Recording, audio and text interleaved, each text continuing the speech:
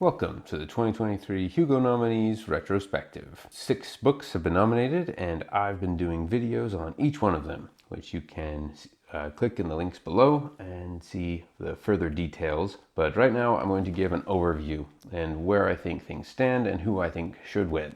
So the Hugo Award is one of the most prestigious science fiction awards. It's been awarded since 1953 and you have all the big names of science fiction winning Hugo Awards. Isaac Asimov, Frank Herbert, Robert Heinlein, Orson Scott Card, Philip K. Dick.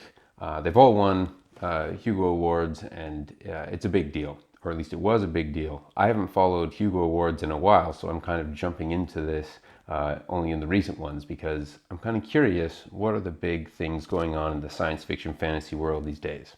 The books are Nettle and Bone by T. Kingfisher, The Kaju Preservation Society by John Scalzi, Note of the Ninth by Tamsin Muir, Legends and Lattes by Travis Baldree, The Spare Man by Mary Robinette Goel, and The Daughter of Dr. Moreau by Silvia Moreno Garcia. First, I'm going to rank it by enjoyment. How much was I interested in opening the book again after I've set it down?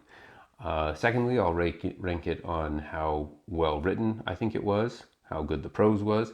And finally, I'll give it an overall ranking, which is basically how much they deserve to be awarded, which is kind of a combination of the two. Of course, subjective, but that's what this channel is all about. For enjoyment, I have to go with Nettle and Bone.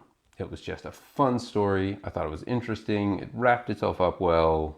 Just a solid read.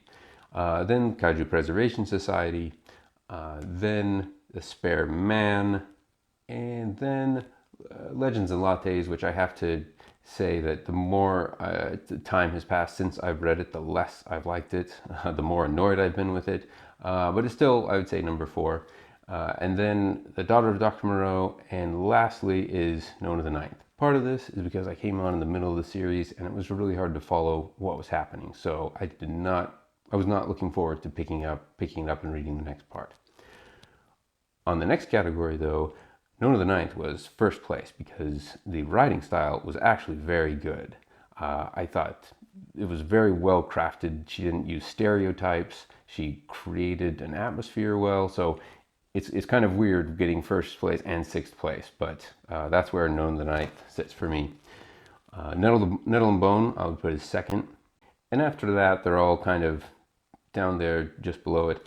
None of these books were badly written. I actually thought they were all interesting to read because the writers have such interesting and different styles. So it was a fun experiment in that sense, just to see the different ways that people choose to write their stories. So for my overall rankings, number 1, and who I think should win the Hugo Award, is, of course, Nettle and Bone. Then the Kaju Preservation Society, then Note of the Ninth, just because the writing style is so good. Then The Daughter of Dr. Moreau, The Spare Man, and last, Legends and Lattes. And here are the Goodreads and Amazon ratings, just so you know what other people think besides me. For the record, Legends and Lattes is highly overrated. It did not deserve a 4.8 or a 4.2. It's crazy to me that it's one of the highest on the list. Overall, I think these books weren't as impressive as I hoped they would be. Interesting side note though, the Nobel Awards for 2023 were already announced in May, and Babel was the winner of that one. And Babel wasn't even nominated for some reason, because I read that book and Babel was better than any of these books on the list. Actually, 3 of these were also nominated for Nobel Awards: Nettle and Bone, Legends and Lattes, and Note of the Ninth. Again, why Legends and Lattes is getting all this attention is beyond me. But because Babel won the Nobel Award, I kind of think maybe I should be doing Nobel Awards next year and read all of them and then give my ratings like I did with the Hugos this year, just to see, because maybe that's more in line with my tastes. But between the two of them, there is still a massive snub, and that was Sea of Tranquility by Emily St. John Mandel. That was a spectacular book, and it got better the more that I've been thinking about it, and if that were on either of the list of Nobel or the Hugo Award nominees, it should have won. It's surprising me that wasn't even nominated in either category, because that was by far the best. So there you have it, my review for the 2023 Hugo nominees.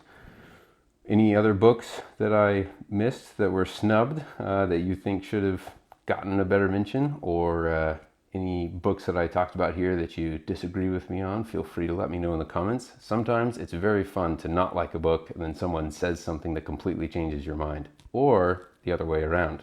It's happened for me both ways.